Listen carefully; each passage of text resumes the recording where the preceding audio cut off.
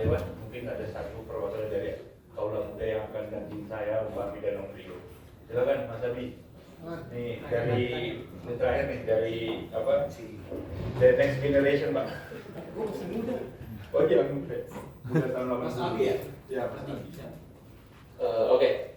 Terima kasih Om Alfred. Tadi saya sempat disebutkan sebagai bagian Jogja, tapi sebenarnya saya besar di Jakarta juga.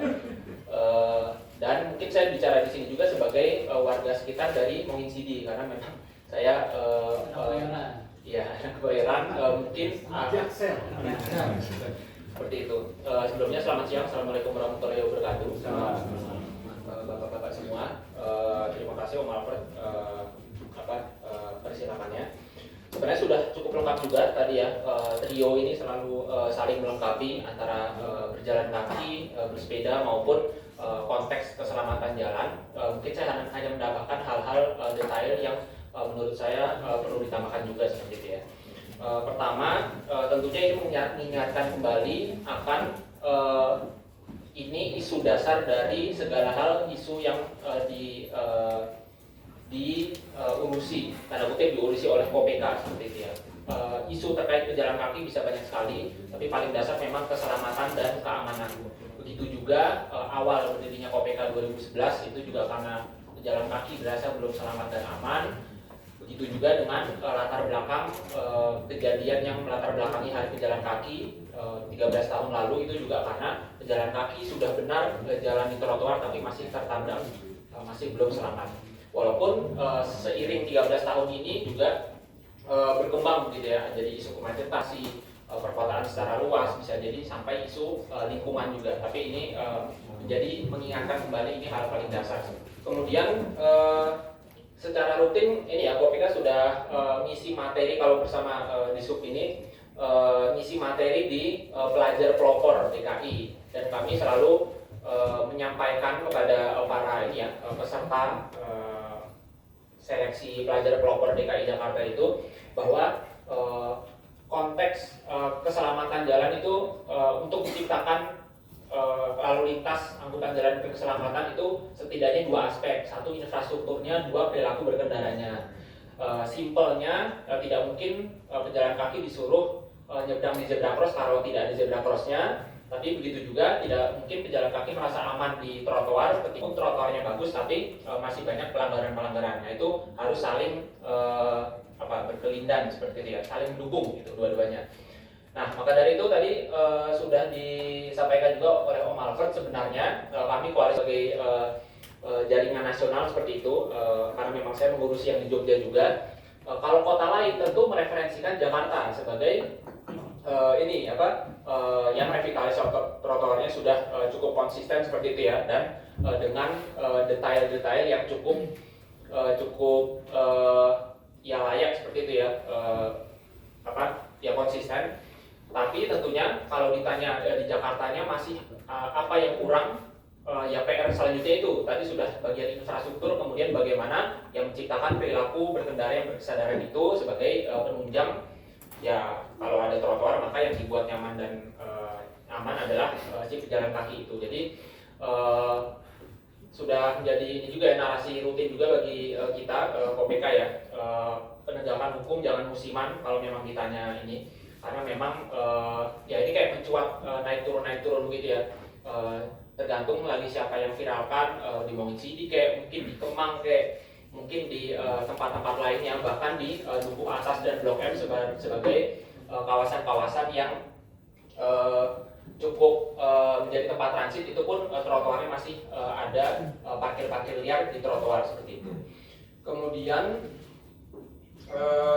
menarik juga tadi dari Om Rio itu soal pilot project ya. Kalau mungkin saya bisa menambahkan soal pilot project kawasan, saya bisa menyetarakan kawasan Walter Mongin Sidi, Gunawarman, Senopati, Suryo ini sebagai mungkin seperti di Kemang, di mana mungkin area trotoarnya itu bukan lebih seperti Blok M dan Dukuh Atas yang memang tempat transit, tapi lebih ke tantangannya dibuat trotoar yang cukup lebar, tapi masyarakat di situ dan toko-toko di situ memang sudah sangat car centric seperti itu.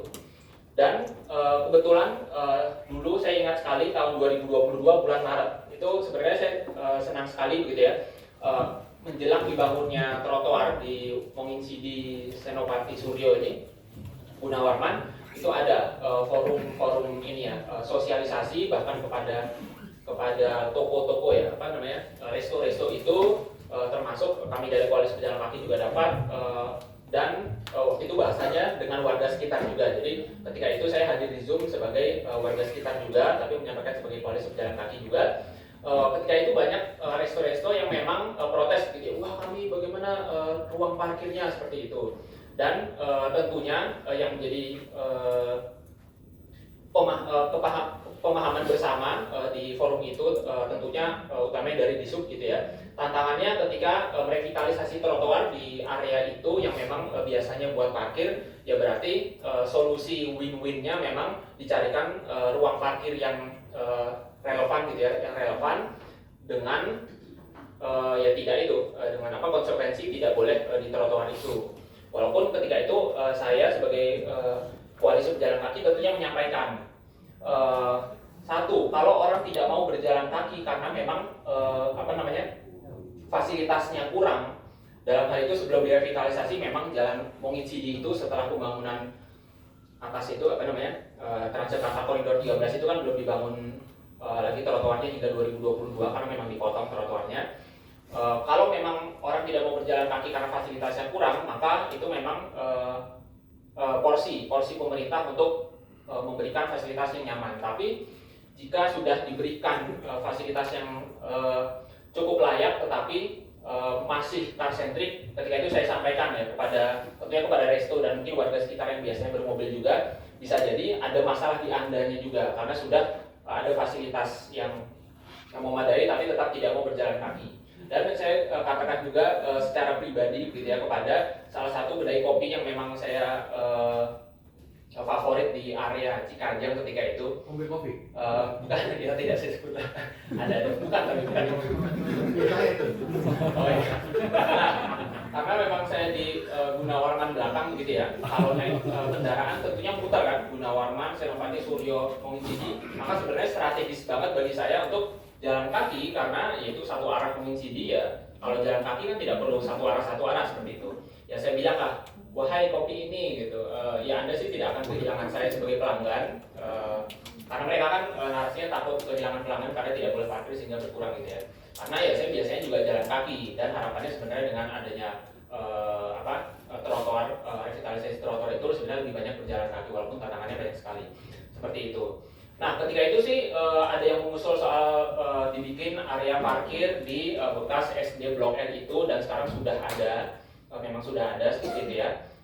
Itu menjadi suatu konsekuensi dan solusi setidaknya kalau memang warga situ atau warga yang datang ke situ, masyarakat yang datang ke situ belum akan masih sulit untuk diubah dari car culture-nya naik mobil menjadi transportasi publik karena memang bukan area yang lebih strategis dibanding Blok M maupun misalnya Duku Atas seperti itu.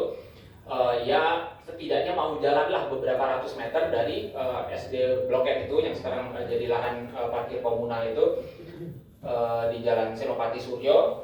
Ya udah, ya jalan habis itu ke Gunawarman, jalan habis itu ke Monginsidi. Nah itu tantangannya. Selain tantangannya tentu kalau di titik exit itu ya tidak boleh ada parkir VIP valet, tidak boleh ada parkir di trotoar dan itu butuh komitmen dari para resto-restonya itu tentu sekali. Dan ini saya rasa juga konteks di Kemang karena memang Kemang sebagai yang biasanya buat parkir jalan tidak terlalu lebar, tentu kami apresiasi jika bisa merevitalisasi trotoar cukup lebar dan nyaman, tapi tentunya tantangan selanjutnya bagaimana perilaku berkendaranya itu dibentuk juga tentu dengan penegasan dan disampaikan juga solusi di Kemang di titik ini ada loh parkir komunal dan memang ada beberapa gitu kan. Jadi memang secara mendorong perilakunya memang sekarang di Kemang maupun di area Kebayoran Baru ini bagaimana cara untuk setidaknya warga-warga di situ jalan beberapa ratus meter walaupun belum naik transportasi publik seperti itu. Ya seperti itu. Dan mungkin terakhir ya menambahkan tadi hal-hal terkait keselamatan jalan juga. Kami rasa KPK juga selalu menyampaikan juga di materi juga menyampaikan materi di pelajar pelopor, sebenarnya isu mobilitas dan transportasi ini bisa sangat strategis, jalan kaki, bersepeda, transportasi publik, karena menyangkut setidaknya 5 isu, mungkin 5 isu yang bisa kita lihat 5-5-nya ada masalah dan bisa jadi solusi. Satu, keselamatan jalan. Kedua, itu bisa ekonomi, karena ada kerugian ekonomi dari kemacetan dan kerugian ekonomi jika ada penyakit-penyakit yang akibat polusi ini. Jadi keselamatan jalan, ekonomi. Ketiga, sosial, karena kami selalu addressing isu sosial, pejalan kaki, pesepeda sebagai pelaku lalu lintas yang seharusnya setara dengan pelaku lalu lintas lainnya, yaitu pengendara, masih termarginalisasi. Jadi isu transportasi juga isu sosial. Keempat, isu kesehatan, karena tentu ya penyakit akibat kesehatan itu tentu. Dan 5, tentunya isu lingkungan dan iklim. Jadi ini 5-5-nya tentu. Budaya mobilitas yang car oriented ini setelah menciptakan setidaknya 5 area masalah ini, dan seharusnya ini menjadi peluang juga, peluang untuk diperbaiki di 5 ini yang memang pada akhirnya secara stakeholder itu jadi multi stakeholder sekali. Misalnya mobilitas tentang lingkungan, ada terkait kawasan rendah emisi, itu juga menjadi urusan dinas lingkungan hidup seperti itu. Jadi multi stakeholder sekali. Saya rasa kalau memang di tingkat provinsi, misalnya dalam konteks ini DPRD punya political will untuk merambah ke ragam multi stakeholder ini, sangat berpeluang sekali untuk setidaknya multi stakeholder ini untuk mengatasi konteks mobilitas dan transportasi ini bisa dilakukan. Mungkin seperti itu. Terima kasih waktu kesempatannya. Ya, terima kasih Afi, Pak Wibi dan Bapak Ibu semuanya. Dari kami, dari Polis Pejalan Kaki dan juga Road Safety dan juga teman-teman sepeda.